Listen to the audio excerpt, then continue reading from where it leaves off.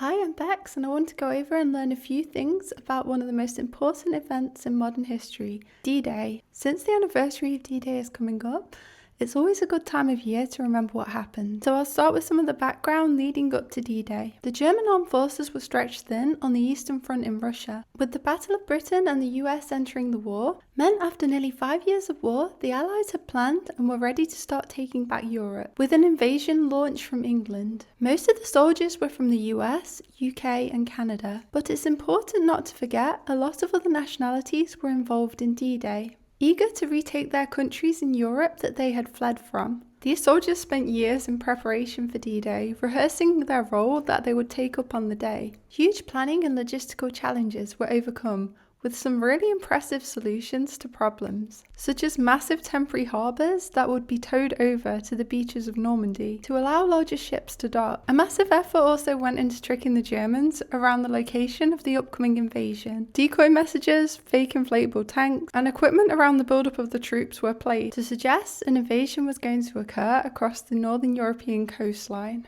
So Calais would be the natural location since it's the shortest crossing distance across the English Channel. The Desert Fox, Erwin Rommel, was employed to defend the European coastline from this invasion. So Rommel was one of Hitler's top, most experienced generals. He built up the Atlantic Wall across the coastline that included bunkers, mines, garrisons and artillery. So Rommel and other German officers were in constant debate if the invasion would happen at Normandy or Calais. So the invasion was originally set for the 5th of June, but really bad weather stopped that. The weather was going to improve on the 6th of June, but it would still mean invading in poor conditions. First, I'll look at the airborne assault. So just after midnight on the 6th of June, thousands of bombers left England to soften the defences on the beaches and targets the airborne forces would be focusing on. The job of the paratroopers and gliders was very important, as it would stop the German forces organisation, reinforcements and counterattacks for when the landings on the beach commenced. So I always wondered why gliders were used. This was to get the heavier equipment like small jeeps, heavy weapons and ammunition across the German lines. And gliders also allowed soldiers to keep together in their unit. Gliders also offer a more stealthier way to attack as they're pretty silent. Gliders were pretty dangerous though, as they had to make a safe landing in the darkness. And because they were made of wood, a lot of them easily came apart when landing, which caused injuries to the soldiers inside. One notable attack that used gliders was at Pegasus Bridge, which I actually remember was a mission in an old Call of Duty game. The British airborne unit secured the bridge before the Germans could destroy it, so keeping the bridge intact allowed vehicles and supplies from the beaches to progress further into France. If you've seen Band of Brothers, you'll know the chaos the paratroopers went through, landing all over the beaches of Normandy. And unfortunately, there was a lot of men who landed in the complete wrong locations, landing in swamps or directly on top of German positions. And paratroopers unfortunately landed in French towns. American paratrooper John Steele dropped directly over the town of St. Mary-Glise. His parachute got snagged on a church spire, which left him hanging directly in front of the Germans. Steele said he managed to survive by playing dead. So if you visit this town in France, you can see a replica of the soldier hanging from the spire. The airborne soldiers rarely landed together in their unit, which left the soldiers to create makeshift groups to complete their nearby objectives. This was securing key bridges, disrupting communications and destroying artillery that was pointed at the beachheads.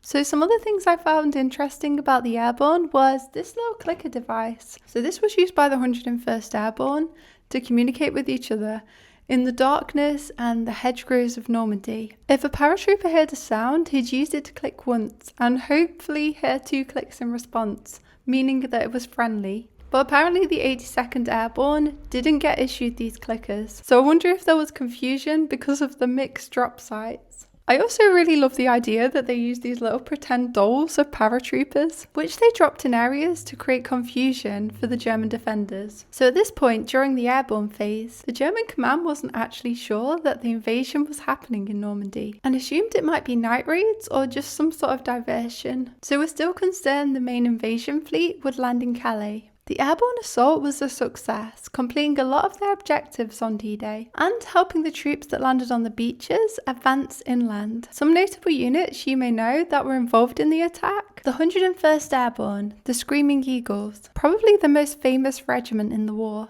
Their logo is the bald eagle, to honour the tradition of the American Civil War Regiment. The 82nd Airborne, nicknamed the All-Americans, due to having members from its creation from all the American states. Their logo contains the two A's, which stands for All Americans. I really like their logo actually. The 6th British Airborne Division. Their logo contains the Greek myth horse Pegasus, which is actually why the French bridge they captured was renamed in their honour. The maroon beret is also an iconic identifier for the British Airborne. I think the job of the airborne forces on D-Day was really terrifying. Dropping from the skies in pitch black in a totally unknown place, with a whole army on the ground against you. Such unbelievably brave people. Now on to the beach landings. So whilst the airborne were busy inland, ships carrying the men who would land on the beaches were approaching the coastline. First there was a massive naval bombing from the ships to help weaken the defences. Then the smaller landing craft began to transport the soldiers to their assigned landing areas on the beaches. Sword Beach. British soldiers landed on Sword Beach and had success getting their tanks landed. They made good progress to get off the beach. However, later on in the day, the soldiers of Sword Beach faced one of the main counterattacks of D-Day, which was from the armoured German Panzer division. So one of the only soldiers that was allowed to wear a kilt on D-Day was Scottish soldier Piper Bill. Piper Bill said he was given the direct order not to stop playing his bagpipes upon landing on the beach. Could you imagine how much this motivated the men during the battle? And the captured German soldiers later said they didn't shoot at Bill because they thought he'd gone mad. I guess I understand what they mean. Imagine hearing the sound of the music and then seeing Bill wearing a kilt, just like playing his bagpipes in the middle of a battlefield. So his uniform's now in a museum, and there's a statue of Bill at the location of Sword Beach, which you can visit today. Juno Beach. Canadian forces were tasked with taking Juno Beach and had initial troubles caused by strong winds, high tides, defensive obstacles, and underwater reefs rigged with German explosives. This caused the landing craft difficulty reaching the beach and being damaged from the obstacles under the water. So a lot of soldiers had to actually get off the landing craft while still in the water. The Canadians actually suffered high casualties. Despite this, Juno ended D-Day, the most advanced inland out of the 5 beachheads. Gold Beach. In the middle was the British again landing on Gold Beach, which was a successful landing, with the help of specially designed tanks and vehicles to carry out certain tasks, such as mine clearing. Due to how bizarre some of these vehicles looked, they were actually nicknamed Hobarts Funnies. Omaha Beach. So I think we've all seen Saving Private Ryan, and I remember watching it when I was younger, and yeah, I didn't really handle it well. The American forces sustained the day's heaviest casualties in Omaha. The German soldiers at Omaha were also the most experienced out of all of the beaches. Combine that with the heavy defences built into the harsh, natural terrain of the beach, it was going to be an extremely difficult task from the start. It also didn't help that a lot of the pre-bombing didn't do much to the German defences at Omaha, but still, the US forces managed to make Omaha into a success. Utah Beach. Americans were also assigned to Utah Beach, which at first started with navigational errors, leading to the first wave landing at the incorrect location. But this was actually a stroke of luck, as it was a much less defended beach. So it allowed the Americans to make quick work of the German defences and sustain the least casualties out of all 5 beaches. The successful progress on the beaches allowed Allied troops and reinforcements to link up with the airborne forces to continue the fight for France. D-Day was a day that changed the world, and I think it's really important to remember everyone that was involved. Pilots, naval units, resistance fighters, intel and code breakers, the medical teams and more. I really do want to visit Normandy someday. There's some really well maintained graveyards, memorials and museums to visit, and I'd actually be really interested to visit the actual locations of the battles. So thanks if you watched this far. And so it's actually my birthday on the 6th of June, and I was always told, oh, your birthday's on D-Day. So it's always intrigued me since I was young, so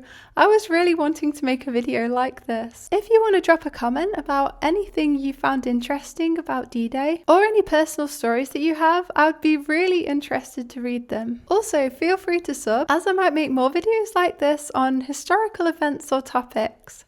Thank you, bye!